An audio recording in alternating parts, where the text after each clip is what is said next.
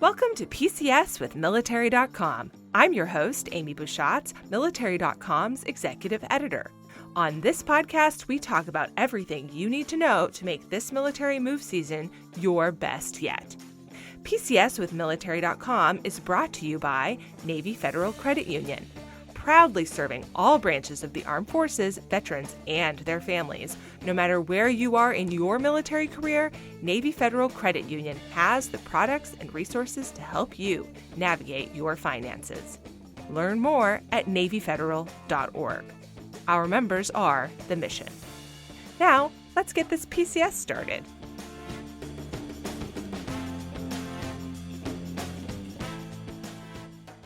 Maria Reed is a woman of many, many skills.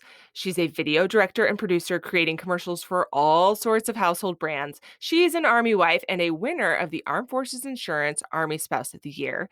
She's the co-founder and CEO of the Inspire Up Foundation, and she's the brains, design, and engine behind the wonderful military-focused home makeover series, Moving with the Military.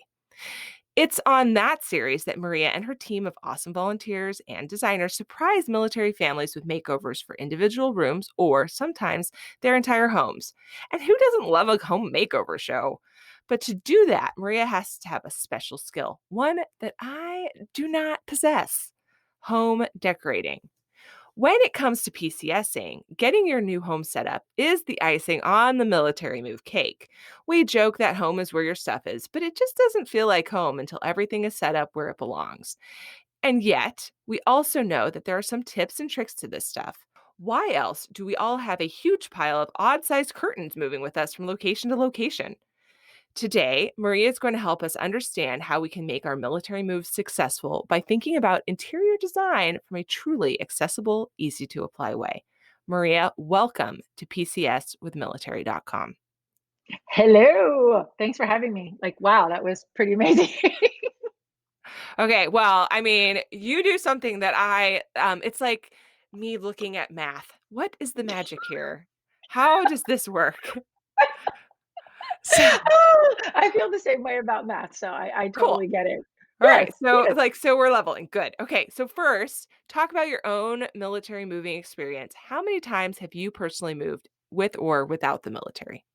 And I'm glad you say it with or without the military, because I actually moved more Mm. before I became a military spouse. So in total, I have about 17 moves. Oh, Of that, only 6 are military.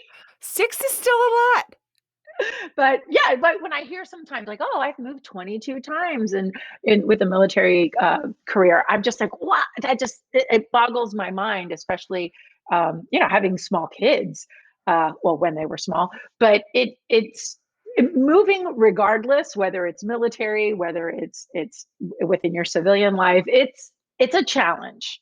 It is Mm-hmm. always difficult to pick things up and move them around. So I think I don't want to say I'm an expert or that I've developed an art, but we have, for our family, I think we've created a way that is very helpful and kind of streamlines that process. But oh yeah, Yeah. love the move. Develops a thick skin, I think. I would agree. Yes, thick skin. You got to let things roll, and you've got to be flexible. Flexible, I think, is the key word, because things change. Things, they just you think you're getting orders to one spot, and then all of a sudden your spouse comes home with orders for somewhere else. So hey, flexibility is necessary. Absolutely. Okay, so I mentioned this in the introduction, but we need to talk more about these are my confessions, if you will. I am very, very bad at decorating. Maria, sometimes I hang things on the wall and it looks like oddly placed junk. It's like, not sure what she was going for there. It's just, it's not good. So, how did you get so good at this? Were you just born with the skill? Tell us. Tell us. I don't think that I was born with the skill. I think that it has been a learned behavior over time. Now I've been in film and television and advertising for years. Don't want to give away my age, for a long time. And part of design in anything, whether you're designing, magazines, layouts. I was a high school yearbook teacher, so designing yearbooks. And in designing a home, they all kind of fall within the same constructs of design. Like, what does design really mean? So there are some rules, even in photography, like the golden rule, the rule of thirds, where you place things, where they fall within the frame. So I tend to look at home design the same way. It's a frame. I'm looking at this space, and where would things fall within that space that still apply to those design rules, if you will. Rule of thirds is a great one to use. Not necessarily putting things in the center, putting them off to one or the other side, using odd numbers as opposed to even numbers. So three, 1, 3, 5, 7. I all of a sudden math just came into my head. I was like, oh, I'm scared. But it's been over time, and it's been trial and error. I don't think I've always been good at it. Sometimes I still question, even in the middle of a makeover for someone else. I'm like, do I really want to do that? Is that really where that wants to go? Let me think Mm, about it. So, it really is, for me, it's kind of like a gut, and it's been a gut feeling and a learned behavior over time. mm. Okay, so we're here on PCS with Military.com because we're looking to simplify and make better our military move lives. Mhm. How can we, where does interior design factor into that? How can we do that with interior design? Well, I think sometimes we hear quite often when we get orders to move, it's like, it's time to purge. Everything's got to go. It's got to get out of the house. That's my husband. It's his Mm, favorite thing to say. And I said, so what happens when we get to the next place? Are we going to spend money and buy it all again? Because I know there is that fear of, your PCS moves are based on weight. mm-hmm. So am I going to go overweight? Am I going to get charged? So I tend to declutter and somewhat purge before every PCS, but not necessarily the big things. Mm, So it is a lot of, do the kids still wear these clothes? Do we still use this? Can we get, out of that? But not, let's dump the dining room table, or let's get rid of this couch, unless the couch needs to go. Then of mm, course it goes. But it's thinking about those pieces beforehand. Is that going to work? So often go into small, and military housing isn't always very large. right. Right. But then I'll walk into a room where there's this ginormous sectional, and it takes up the entire space. Yes, we like the big sectional, but is it really going to work? And then is it Mm. really going to work in the next space? Because we have no idea what that next space is going to look like. So I think it's making some choices that are more flexible. So not necessarily a big giant sectional, but pieces of furniture that are flexible that can move around. Did that answer that question? I'm It not it really sure. totally it totally did. So what I hear you saying is that when you think about your interior design from like, okay, so my mistake is that I walk into a room and I think about it from the perspective of that particular room. Mhm. Um, what you're saying is to think about it more from a perspective of plug and play, that Yes, you want to sort of acquire and then keep on hand things that will fit into multiple puzzle schemes instead of things exactly. just for this one space. Right. Because that one space is not going to be the same in the next house. It's going to look different. It's going to have a Right. different layout. It could be bigger, it could be smaller. So when we think about our furniture choices as, like, that's a perfect analogy, as plug and play. Will this work here? Can that move there? And then we're able to have this flexible furniture design and flexible layout, because, and again, I know I'm harping on the sectional. I don't hate sectionals. Let me just preface. But they're they're difficult to work with if, for example, you have a left side sectional. Well, what if in your next house Mm, it's not a left side, it has to be a right side? So if that piece is flexible, it can go to either side. Well, hey, bonus. But I see ourselves sometimes buying pieces because we like the piece, we mm, like the thing. I really want that couch, but that 90 or 108-inch couch may not fit in the space that you have now, nor the space that you may have. So when we think a little bit smaller, more pieces, if you will, and a little more flexibility, I think that's very, very helpful. So do you I know you said you just said you don't purge the way a lot of people do with the big stuff. Do you have the closet full of odd-sized curtains? Is that something I you do? I do. And one thing that I've kind of stayed away from is the 84-inch curtains, which is the standard. That is what you will find in most big box stores. Um, but I tend to go to 90-inch, not always the easiest to find, but it helps, especially when your ceilings are lower. So if you've got your standard 8-foot ceilings, if you take those curtains up a little bit higher, it makes the rooms feel bigger. Hmm. So I tend to have lots of odd, not size, just lots of different odd colors, but 94-inch curtains that help. So the thing I do buy every time, and I know this will sound crazy, but it's rods because your Hmm. windows are different.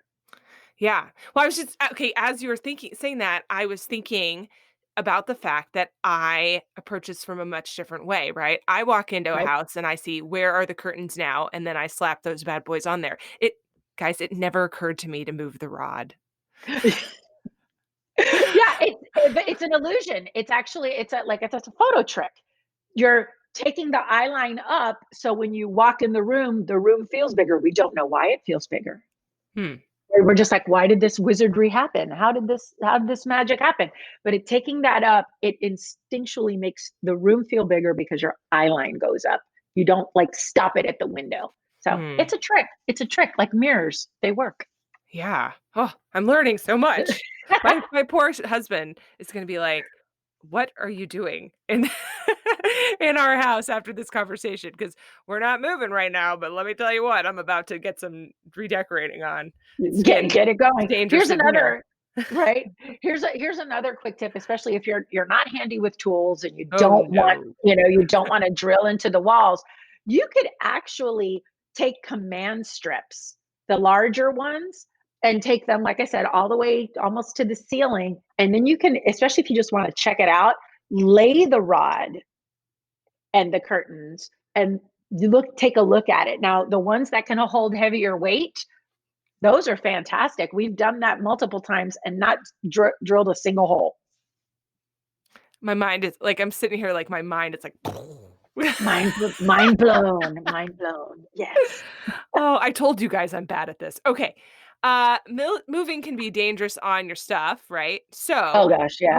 we're talking about, like, tips and tricks and how to make things simple. How do you curate your home with items that you're fine with replacing if they're broken or missing? Because if you get, like, the perfect couch that moves with you everywhere, you're probably gonna spend a little bit on this, that's fine. Mhm.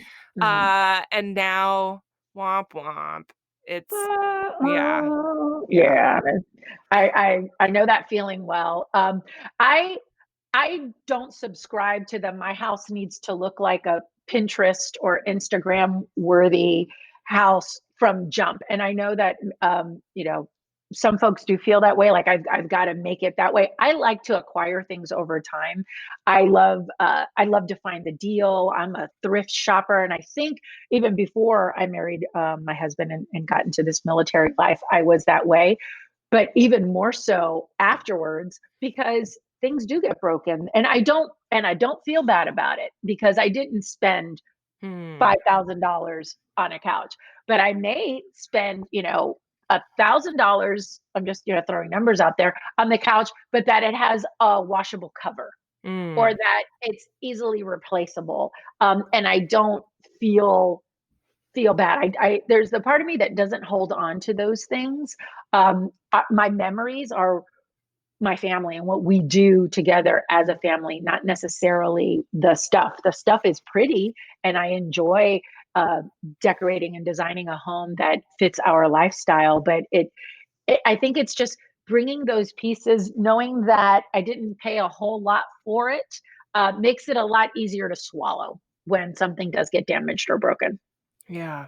What are some decorating items you think every military home should have?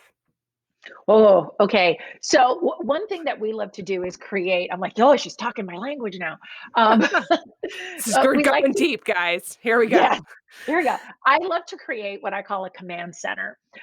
It's a one spot where everything goes. Like I don't like walking in the door and there's a big pile of shoes. No, not for me. But we create a center where that's where the backpacks go. That's where all the notices go. Like, Mom, I've got soccer on this day. We create an area where there's organization, there's shelving, there's drawers, and sometimes that's in a closet or in a laundry room. It depends on where we can find that space in the next home. But creating a command center really simplifies the go-to place, where I Mm, have to go, what I have to do. And I think it really helps with kids, no matter where they go. And that's what our kids have said to us. They knew that there would be a command center somewhere, and mm, that's where everything would be, where they would find all the details that they needed, spare keys, whatnot.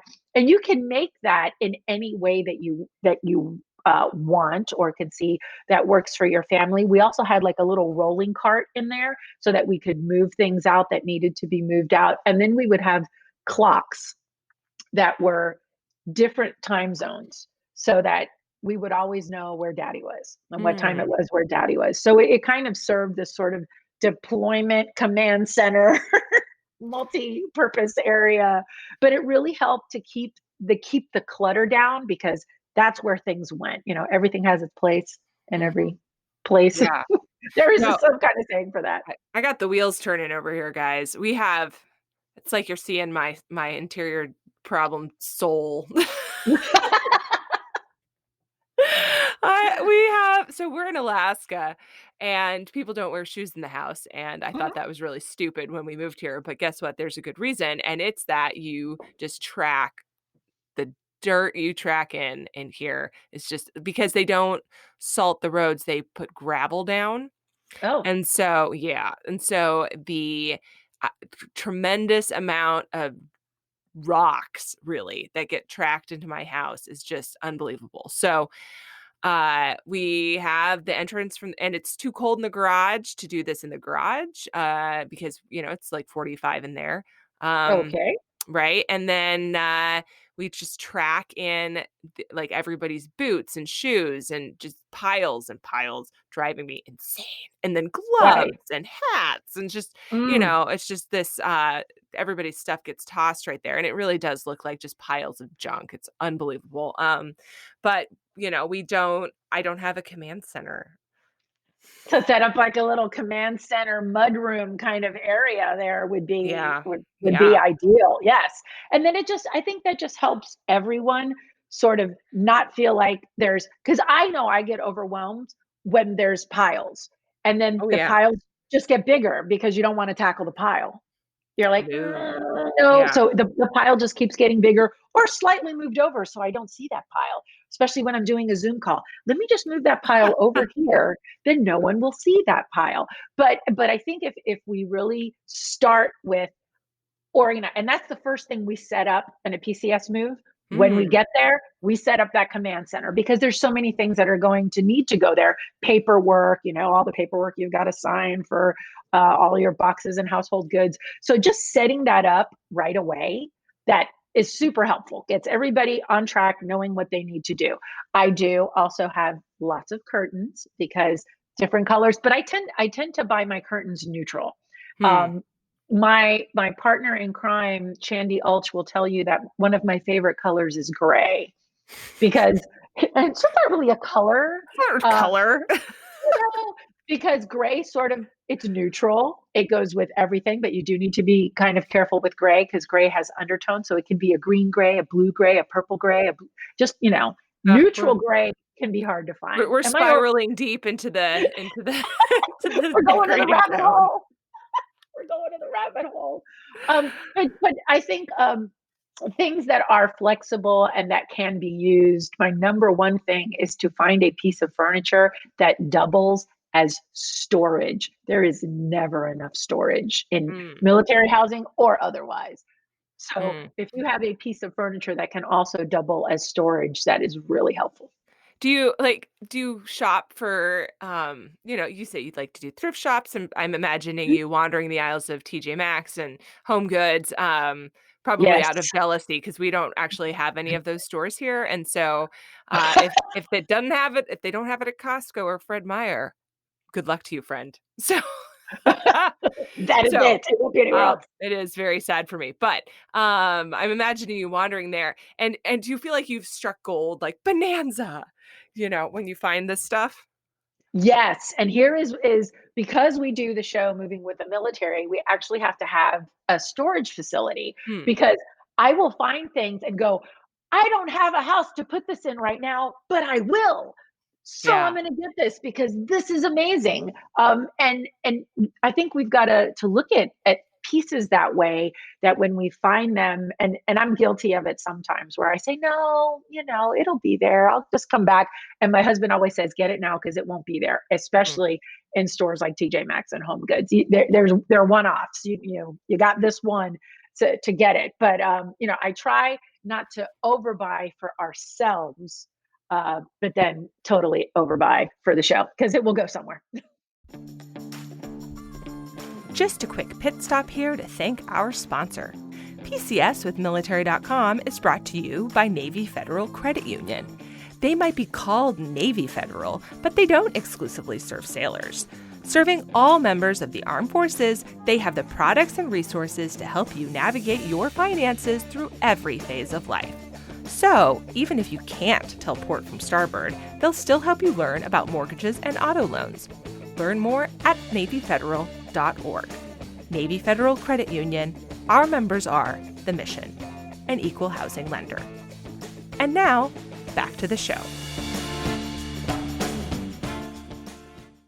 So, what are some easy ways I can decorate in a way that translates to most new homes? Like, you mentioned sectionals being like the great Satan of of couches, even though they're tremendously comfy, but they're not very good at being, moving around. So, what should I get? Like, what, tell me what to buy. Help But me. here's just what to buy. The first thing is know what your aesthetic is. What do you like? Are you modern? Do you like color? Are you a farmhouse kind of gal? Are you Mm, rustic? You've got to figure out a little bit of what you are. And then I love my answer is I'm a little bit of all of it. I mhm. like it all. So how can I incorporate a little bit of all of those things into my decor? I work very hard to try and make that happen. Sometimes not so much. But if we were going to just say, what can I do to get started and how can I really, set a simple plan, stay neutral. Don't go out and buy that, hot pink couch or that purple chair because tomorrow you may no longer like it. It may not work with other pieces. So if you stay neutral in your larger pieces, again, going into the grays and beiges and whites, Mm. you stay in those colors, then you can accent with those pops of color, the purples, the reds, the greens, the whatever you want to add to that. So I would find pieces that are neutral. And when I mean flexible, it wouldn't be for me a sectional, but it would be a couch and chairs that way. And let's say like an ottoman. That ottoman works as a coffee table, but it also works as additional seating if I need to have it. So all of these pieces can move around depending on family needs, friends that are over, events that you're having. So you have that flexibility. I love it. Oh, you're I'm hoping I'm saying something for you. it's like it's like it's just there's a lot of wheels turning here. And I trust that our listeners are feeling the same way because, a lot of folks listening to this are probably in the middle of a military move, or let's be honest, we're all at some point in the No, middle of a military move in some exactly. scheme. And I know that you're just like feeding the fire over here with it's a big burden, and It is. so really appreciate you giving us these tips and tricks so that we can make the next move easier. Now, you go into a lot of people's houses, so I Mhm. know you've seen some crazy. What Oh, is the girl. biggest what's the biggest mistake, interior design, mistake that military families make? Okay, I hope I like don't piss off a lot of people.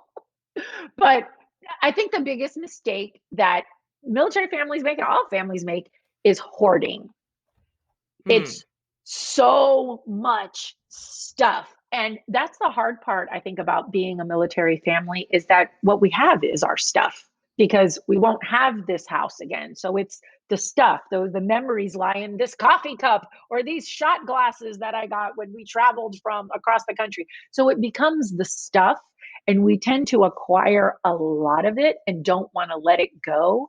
So when I see a lot of the designs, it seems very tchotchke, a lot of little things. And a mm. lot of those little things end up looking like clutter.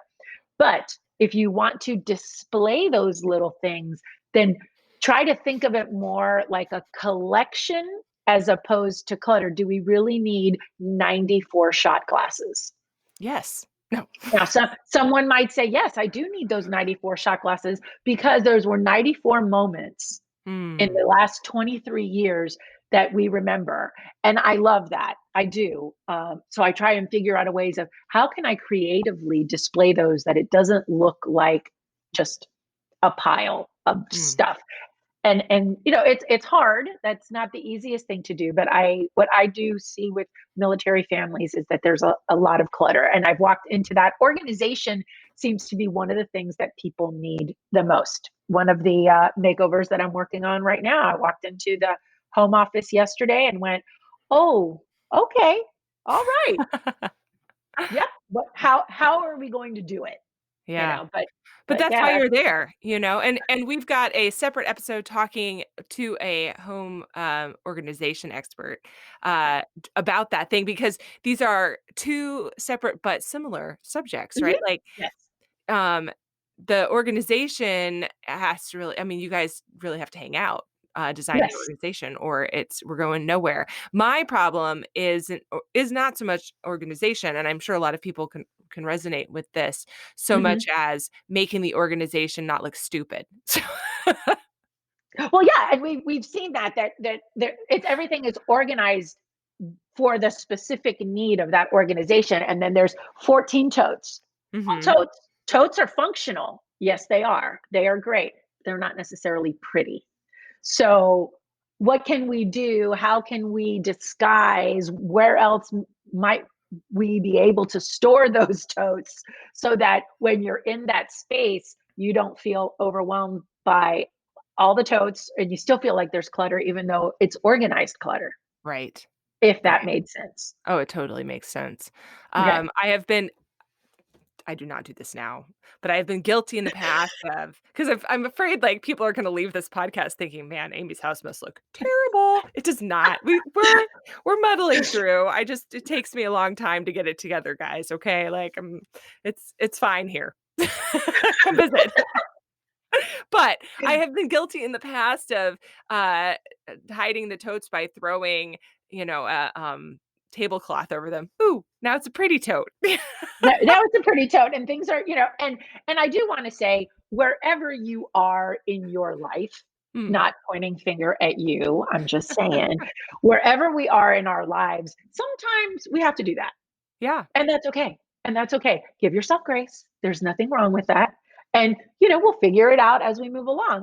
We've been guilty, and it was, not long after we moved here, I didn't unpack Mm, at all. Not a box. Why? We knew we weren't going to be staying in the house that we were at that moment for more than a year. So I said, why am I going to unpack to repack? So I'm going to unpack just what I need, and that's mm. okay. And I gave myself grace about that. People ask me all the time, your house, or they say your house must look amazing. No, have you ever heard that what's it called? Not parable, but phrase, I guess. Mhm. The shoemaker that has no shoes, Mhm. or the cabinet maker that has no cabinets. That's how I feel. Like the designer that has no design, because my house it sometimes feels like a little hodgepodge because I'm working on everyone else's houses. Mhm. Mhm. And I have to give myself grace for that as well because it doesn't look, Instagram. Sometimes I like to call it fakestagram because Mm. people take a zillion pictures to get that one and no one sees what's behind them. all the Mhm. boxes and the mess. They just see this front. So, give yourself grace. Yes, we love the pretty pictures, but we like to especially share in our stories all the behind the scenes of the crazy. Want to see what it looked like over here? This is here's reality. Reality Mm. can be a hot mess, and that's okay too. Yeah. Okay, so can you offer us 2 or 3, like, really actionable decorating tips that people can remember to leverage for their next move or go out and do right now if they're in the middle of Um, one?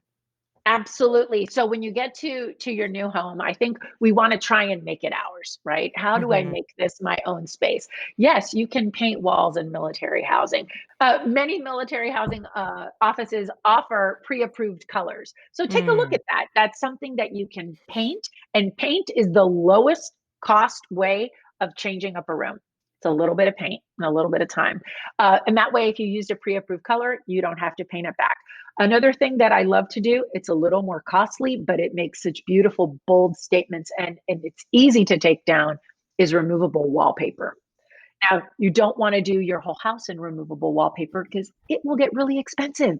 But if you're thinking about an accent wall or setting up, especially now during this, COVID times, a remote office, you're homeschooling, set up a space where they're going to want to sit and work Hmm. at. So we can do that with fun things like even adding chalkboard removable wallpaper so they can write on it. And then when you're getting ready to PCS to the next one, hey, you know what? Just take it down, throw it in the trash. Done. Walk away. It's a little more expensive than paint, obviously, but it's a great go-to. Another actionable item that people can do quickly is finding thrift furniture or Mm. things on like Facebook Marketplace. People oftentimes, especially during PCS season, they're giving it away. Hmm. They're like, here, come get this free. I am, guilty of taking things off the curb and late night dumpster dives. Like, ooh, what is that? But find a piece that you can repurpose, reuse, repaint.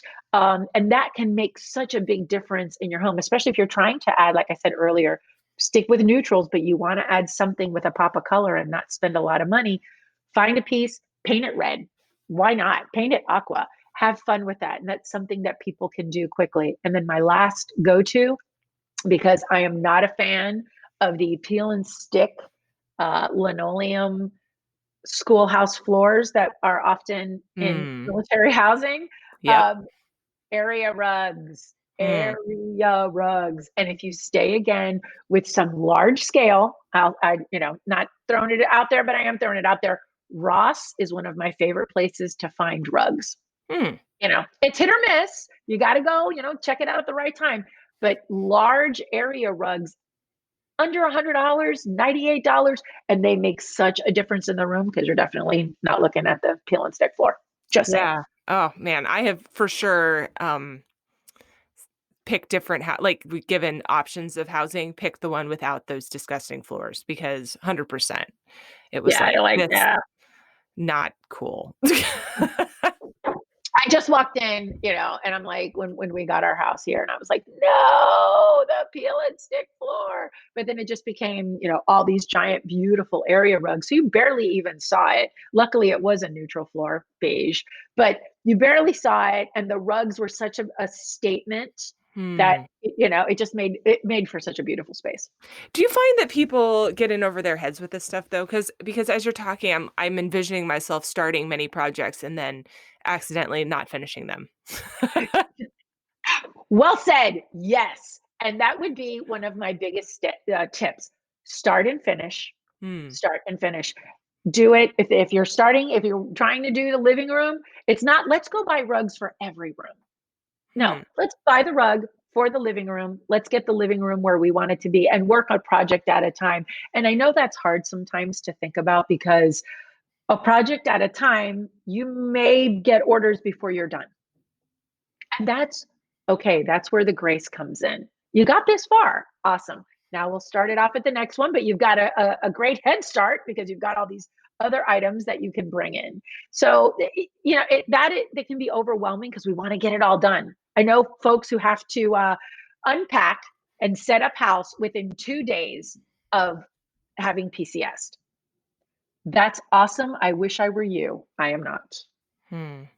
and I give myself that grace. I take my time, not, I'm not going to take 2 years to do it, but I do take my time, set up the rooms, kind of feel that layout. How do I feel in this space? And that's one thing with layout. It doesn't have to live that way. Sometimes we set the furniture down or leave it exactly where the mover put it. It doesn't have to live there. Right. Switch it around. It's okay. Live with it for like a week. If you love it, great. Then leave it. If not, you can continue to move it until you kind of find the groove for the furniture in that new space. Awesome. Oh man, those are such good tips. And I feel empowered to start and finish projects one at a time. One at a time, one at a time. And even that project might just be that one piece of furniture, finding that thrift store, dresser, repurposing it, painting it, making it beautiful. And this is what I've learned a lot too from some other military spouses. They're like, I found this piece, I made it over, but I have nowhere to put it in my house. Now, what do I do with it? Hmm. This is a great time to be able to gift it, give it to someone who does need it. And what you got from it was experience. You learned how to do something. And on top of it, you were able to make someone else's day by giving them a piece of furniture that you made with your heart. Hmm. Wonderful. Maria, thank you so much for being on PCS with Military.com. I appreciate it. Oh, thanks for having me. It's always great. You're pretty awesome. Thanks so much for listening to PCS with Military.com. Want more PCS advice?